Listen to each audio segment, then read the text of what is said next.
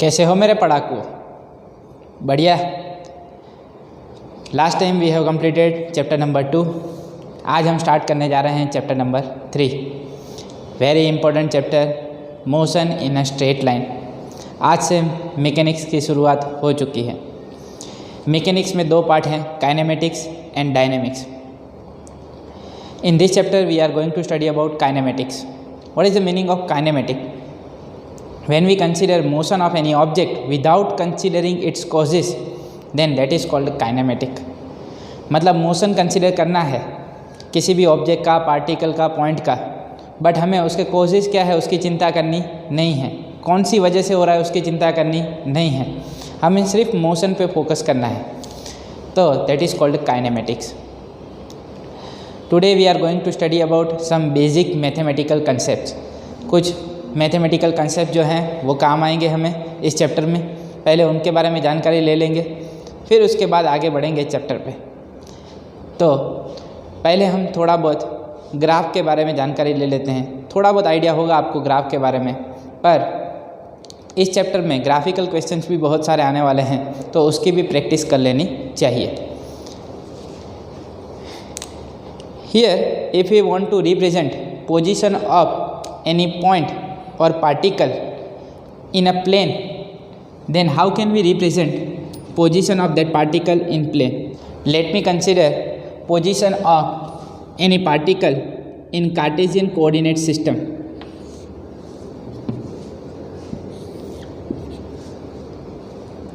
This is x-axis, this is y-axis. Both the axes are perpendicular to each other. Both the axes are perpendicular. And if I consider any point P in xy plane, this is the point P in xy plane. This way we can represent the position of any particle in plane. Here, if we want to represent position of particle in terms of its coordinates, then how can we represent position of particle in terms of coordinates? This is origin. Suppose point P is at a distance x from the origin along x-axis, and position of point P along y-axis from origin, that is y.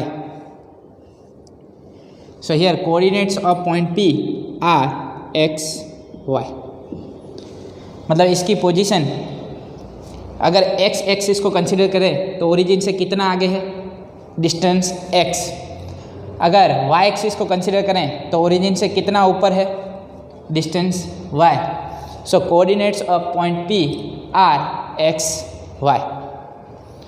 This way we can represent position of any particle or point in plane. Now, if this particle is in motion, then its position will change. मान लो कि उसका कुछ motion है इस तरह से, then its position will change. मतलब इसका जो डिस्टेंस है x भी बदल जाएगा और y भी बदल जाएगा, then its coordinates will change. And according to that distance, we have to decide the coordinates of that final position. According to the distance along x direction and y direction, we have to decide the coordinates of final position of particle at this point. Correct? तो ऐसी ही कुछ चीज़ हम पढ़ने वाले हैं आज। So basic mathematical concepts पे आ जाएं तो पहले हम देख लेते हैं first topic, that is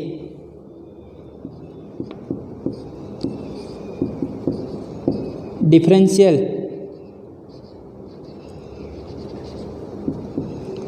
calculus. क्या है differential calculus? Let me consider one Cartesian coordinate system, x axis and y axis. Both the axis are perpendicular to each other. This is the origin. Now here I have represented one line, that is the function of x. So y is defined as function of x. Here y changes. Y is a quantity whose value depends on x. As x changes, y also changes. Therefore y is the function of x. y की value जो है x के साथ बदल रही है. जैसे x बदलेगा तो y बदल रहा है. y is a quantity. What I have considered? y is a quantity whose value changes with variable x. तो कोई वेरिएबल है उसके साथ y की वैल्यू बदल रही है और उसके लिए हमने एक लाइन ड्रॉ की है.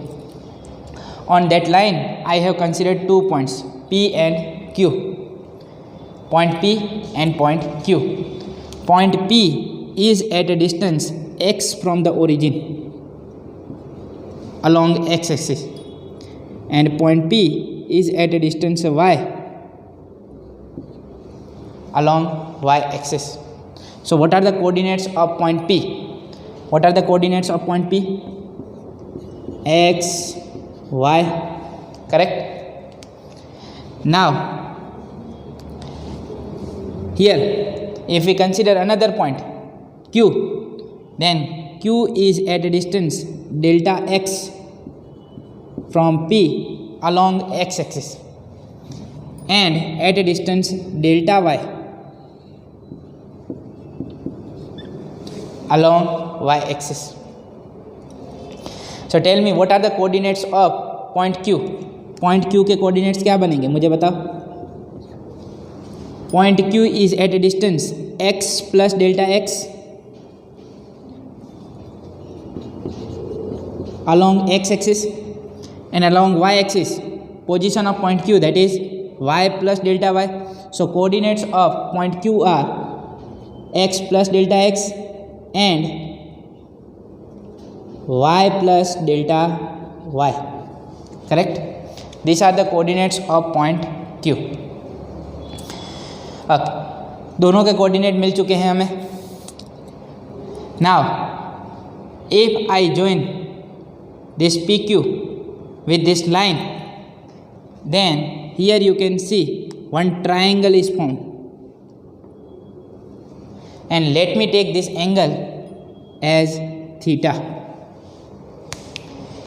If I want to find slope of this line, then slope of this line is nothing but tan theta, that is tangent of theta.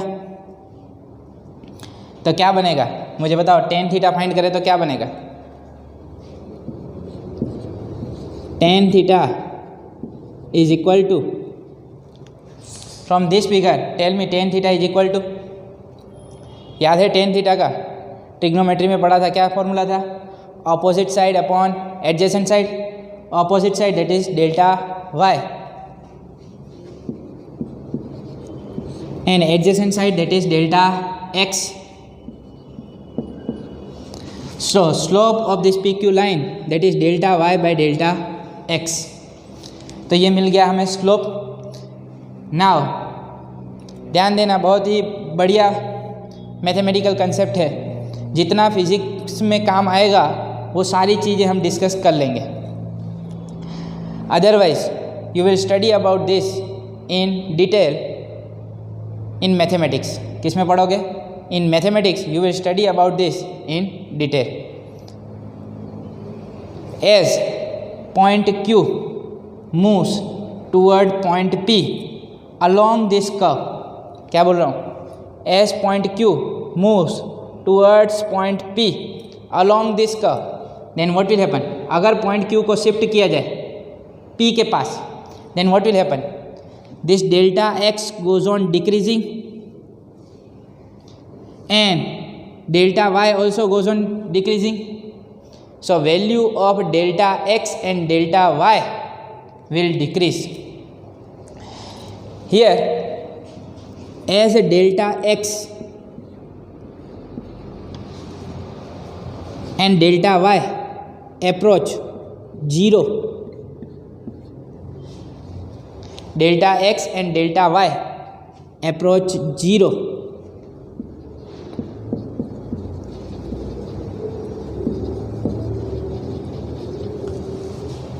I am not saying delta x that is 0. I have not written delta x is equal to 0. ऐसा नहीं लिखा मैंने. Delta x tends to 0. Delta y tends to 0. It means when we take this point Q very close to point P, at that time this delta x tends to 0, approach 0, but that will not be 0. 0 नहीं होगा, छोटी सी value होगी, छोटी सी value होगी, 0 नहीं होगा. Delta x tends to 0, delta y tends to 0 when we take this point Q very close to point P. When delta x tends to 0, delta y tends to 0, at that time this delta y by delta x will not approach 0. It's not necessary that delta y and delta y by delta x, ratio of delta y to delta x should approach 0. It's not necessary. When delta y tends to 0, delta x tends to 0, at that time delta y by delta x will not approach 0.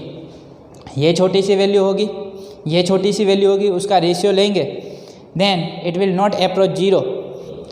Then if we take this point P very close to point P, and if we want to find the slope, then just you have to draw the tangent at point P. क्या कर लेना चाहिए, point P पे हमें tangent draw कर देना चाहिए. तो कुछ सिचुएशन ऐसी दिखा रहा हूँ मैं. मान लो कि ये पॉइंट P है, then just you need to draw tangent at point P. Tangent at point P will give you slope. If slope is denoted by m,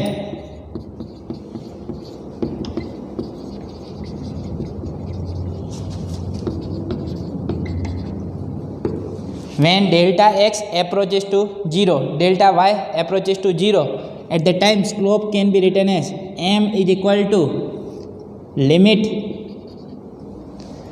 delta x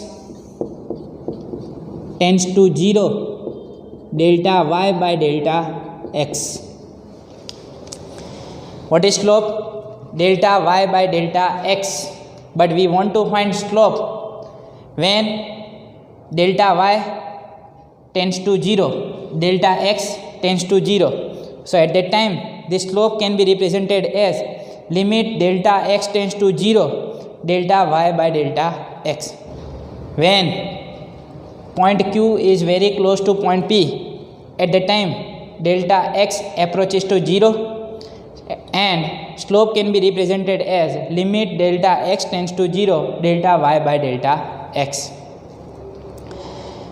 Here this thing is called derivative. इसी को बोला जाता है derivative. क्या होता है derivative? This limit delta x tends to 0, delta y by delta x is represented by dy by dx. Limit delta x tends to 0, delta y by delta x is represented as dy by dx. This is called derivative of y. इसे क्या बोला जाता है? Derivative of y.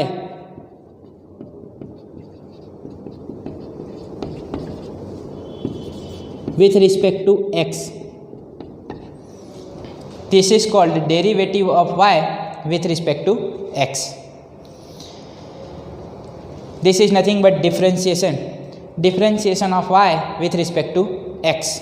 When limit delta x tends to 0, when we are taking very small value delta x tends to 0, at that time this ratio delta y to delta x is called derivative of y with respect to x.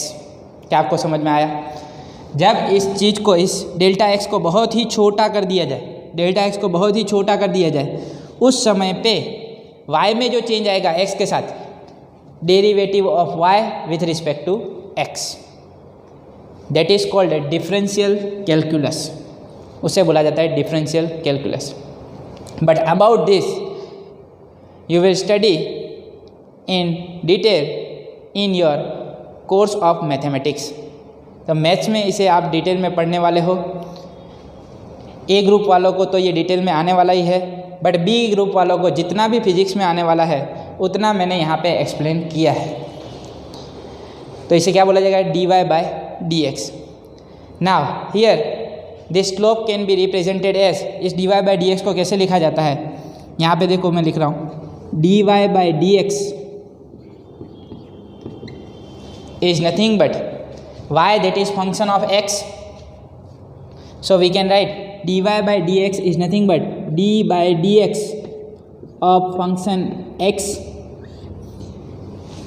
dy by dx is nothing but dfx by dx, because y is nothing but fx, y is a function of x, and this can be written as dfx by dx. This is delta y.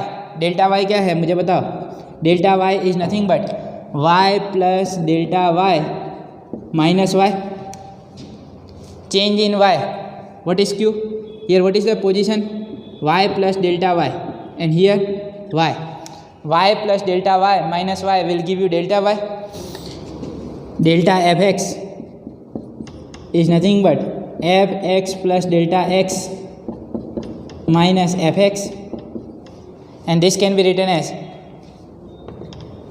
limit delta x tends to 0 delta fx by delta x,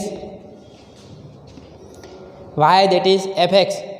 So d by dx of fx is nothing but, this differentiation can be represented as limit delta x tends to 0 delta fx upon delta x. But what is delta fx? That is fx plus delta x minus fx.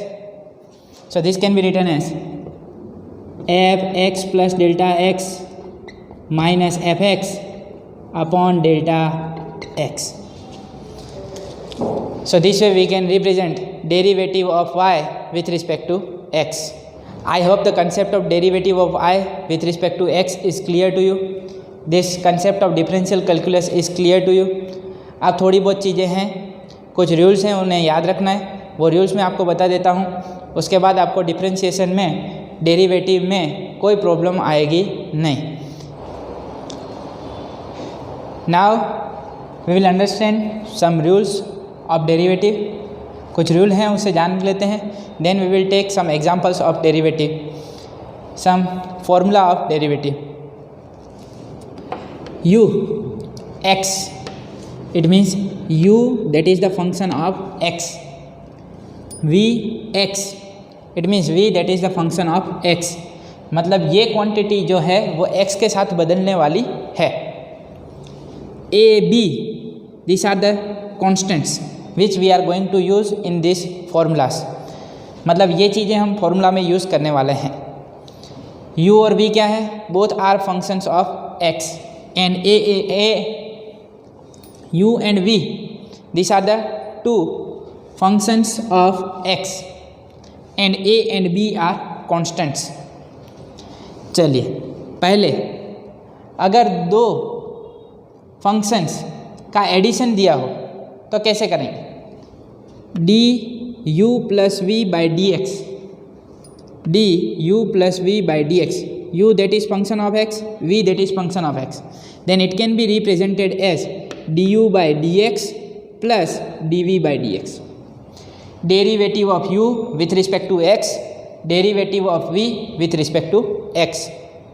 मतलब addition होगा तो कुछ ऐसे हम solve कर सकते हैं। Now if product of two functions is given, then what we have to take, d u v by D x is nothing but first quantity as it is, derivative of second quantity with respect to x, plus second quantity as it is, derivative of first quantity with respect to x. duv by dx, u as it is, dv by dx. Derivative of u with respect to x, v as it is. चलो ratio दिया हो, division दिया हो, quotient दिया हो, क्या करेंगे, d you by v upon d x, then this 1/v² du/dx minus u dv/dx. 1/v² derivative of u with respect to x minus u as it is derivative of v with respect to x. ये तीन चीज़ें याद रखेंगे. कभी हमको दो quantity दी होंगी और उनका एडिशन दिया होगा तो ये याद रखेंगे, प्रोडक्ट दिया होगा तो ये लगाएंगे, और क्वोशंट होगा तो ये रूल लगा देंगे. क्या समझ में आया? एकदम. ये कैसे होता है डिटेल में तो आप मैथ्स में पढ़ने वाले हो. बाकी हमको फिजिक्स में सीधा ये याद रख लेना है, du plus v by D x is nothing but du by D x plus d v by D x. duv by D x that is u dv by D x plus v du by D x. du by v by D x that is 1/v² du by D x minus u dv by D x. Now dx raised to n upon dx, it means this is the derivative of x raised to n with respect to x. मतलब जिसका derivative लेना है, जिसका differentiation करना है, वही variable है ऊपर, क्योंकि differentiation that is with respect to x और ऊपर भी क्या दिया हुआ है x. तो इसका डिफ्रेंशिएशन कैसे होगा? पावर आगे और पावर में से एक कम. क्या करना है? पावर आगे x रेस टू n है तो उसकी पावर आगे आ जाएगी n x raise to n minus 1. पर खास ध्यान रहे ऊपर और नीचे दोनों क्वांटिटी सेम होनी चाहिए. du raise to n upon dx, here you can see u and x both are different. u अलग है, x अलग है, but we know that u that is the function of x, मतलब x के साथ change होता है, मतलब इसका डिफ्रेंशिएशन हो सकता है. अगर ये x का फंक्शन ही नहीं होता तो इसका डिफ्रेंशिएशन हम नहीं करते, पर ये x का फंक्शन है मतलब डिफ्रेंशिएशन तो होगा. पर अगर ये x नहीं है, कुछ अलग है, मतलब u है. यहाँ पे नीचे क्या है? x और यहाँ पे क्या है? u. यहाँ पे नीचे क्या है? x और ऊपर भी क्या है? x. तो इसका डिफ्रेंशिएशन हुआ n x raise to n minus 1. यहाँ पे क्या होगा? पावर आगे n u raise to n minus 1 and differentiation of u with respect to x. खास ध्यान दे, गलती नहीं होनी चाहिए. ये u और x अलग हैं तो पहले की तरह डिफ्रेंशिएशन तो होगा ही, पर देखो इसका डिफ्रेंशिएशन भी इसकी तरह ही हुआ है, मतलब यहाँ पे du बाई डी एक्स हुआ है तो यहाँ पे क्या होना चाहिए? dx by D x. But dx by D x तो कैंसिल हो जाएगा, इसकी वजह से मैंने यहाँ पे लिखा नहीं है. यहाँ पे क्या होगा? n u raise to n minus 1 du by D x. तो यहाँ पे सीधा याद रखना है dx raise to n by D x that is n x raise to n minus 1. नीचे और ऊपर दोनों वेरिएबल सेम हैं तो पावर आगे पावर में से एक कम. अगर अलग हैं तो क्या करना है? ये रूल तो फॉलो करना ही है, but differentiation of that quantity with respect to x. यहाँ पे t होता है तो with respect to t, y होता तो with respect to y. Now differentiation of au with respect to x. What is a? That is constant. मैंने बताया constant का डिफ्रेंशिएशन करना नहीं है तो constant as it is du by d x. u that is the function of x, वो depend करता है x पे तो उसका डिफ्रेंशिएशन होगा du by d x. But a that is constant. Constant मतलब कुछ भी हो सकता है, 1 2 3 4 5. मतलब मान लो यहाँ पे लिखा होता है d by d x of 5u तो 5 as it is du by d x. क्या समझ में आया? नई चीज़ लेते हैं. f is the function of u. f क्या है? That is the function of u, मतलब f जो है u के साथ बदलने वाला है. And u is the function of x. f u का फंक्शन है और u x का फंक्शन. तो इसे कैसे डेरिवेटिव निकाला जाए? तो ये डेरिवेटिव कैसे निकाला जाए? df by D x that is the derivative of f with respect to x. f तो किस पे डिपेंड कर रहा है? u पे. तो हमें क्या कर लेना चाहिए? Multiply and divide by du. df by du will get cancel, df by D X आके खड़ा हो जाएगा. है वही की वही चीज़, but f that is function of u तो इसका डेरिवेटिव किससे करेंगे?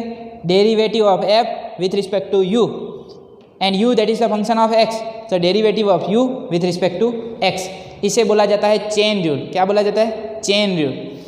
अगर हमारे पास एक फिजिकल क्वांटिटी है वो दूसरे पे डिपेंड कर रही है और दूसरी जो है वो तीसरे पे डिपेंड कर रही है तो चेन रूल लगाना पड़ेगा। df बाई डी एक्स, मतलब f तो किस पे डिपेंड कर रहा है? u पे, तो u ला दो, df by D U into D you by D X. d by D x of sine x, trigonometric function आ गए। Differentiation of sine x with respect to x, यहाँ पे भी x है, यहाँ पे भी x है, तो इसका डिफ्रेंशिएशन होगा। चलो, तो साइन का डिफ्रेंशिएशन होता है cos, साइन का क्या होता है? cos, तो derivative of sine with respect to x that is cos x, derivative of cos x with respect to x that is minus sine x, derivative of ln x with respect to x this is log mod x ln x, derivative of x with respect to derivative of ln x with respect to x that is 1 upon x, derivative of e raised to x with respect to x that is e raised to x, e raised to x होगा तो कोई change आने वाला नहीं है, खास ध्यान दें। एक्सपोनेंशियल होगा तो उसमें कोई चेंज आएगा नहीं। d by D x of e raised to x that is e raised to x। क्या समझ में आया? This things, this formulas for derivative you should remember, इतना आपको याद कर लेना चाहिए। अगर ये चीज़ें आपको याद रह जाएंगी तो इसके रिलेटेड जितने भी सम्स होंगे, जितने भी क्वेश्चंस होंगे वो आप लोग इजीली सॉल्व कर लोगे। बट अगर ये चीज़ें याद नहीं होगी तो फिर आगे दिक्कत आ सकती है।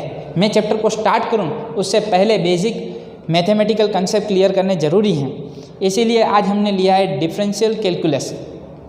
Next time we are going to take integration calculus. Next time हम इंटीग्रेशन के बारे में बात करेंगे, आज हमने डिफरेंशिएशन के बारे में बात की है। तो आगे वाली चीज़ इतनी इम्पोर्टेंट नहीं है, पर अभी जो मैंने करवाया दिस बॉट, ये तीनों रूल हमें याद होने चाहिए और ये कुछ एग्जांपल्स हैं, ये कुछ फॉर्मूला है डेरिवेटिव के, वो आपको याद होने चाहिए।